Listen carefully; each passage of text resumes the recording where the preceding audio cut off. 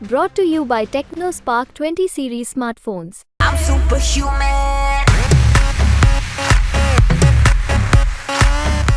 MP में लोकसभा चुनाव का घमासान जो है वो चल रहा है और इस घमासान में कहा जा रहा है बीजेपी की राह एकदम आसान नहीं है, चुनाव एक तरफा नहीं है। और इस बात का अंदाजा आप लगाइए इस तरीके से कि पीएम मोदी एमपी पर पैनी नजर बनाए हुए हैं।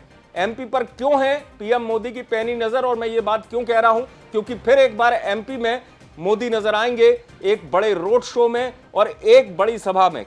क्यों बार बार पीएम मोदी को एमपी आना पड़ रहा है और एमपी पर नजर रखनी पड़ रही है, तो मैं आपको बता दूं इसके कई कारण हो सकते हैं।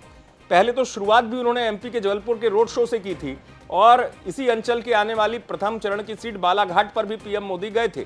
उसके बाद वो दमोह गए थे। दमोह सीट पर बीजेपी को ऐसा फीडबैक है कि यहां कड़ा मुकाबला है, तो पीएम की सभा भी रखी गई।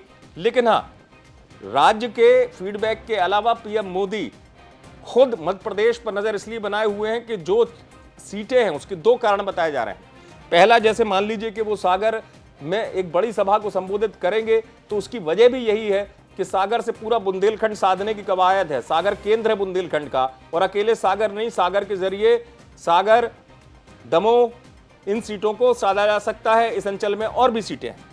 अब बात करेंगे हम भोपाल की। भोपाल अकेले नहीं है, भोपाल से सटा हुआ इलाका होशंगाबाद सीट, यानी कि कुल मिलाकर पीएम एक विजिट के जरिए 5 से 6 सीटों पर असर डालने की रणनीति पर काम कर रहे हैं।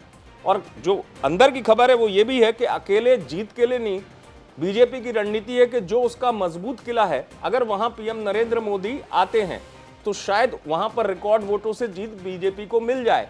तो बीजेपी दो मैसेज देना चाहती है। एक तो जो उसका गढ़ है, उस गढ़ में बीजेपी अपनी जीत को दोहराना चाहती है, साथ ही साथ ये भी चाहती है पार्टी कि वहां पर कीर्तिमान बने रिकॉर्ड वोटों से जीत का।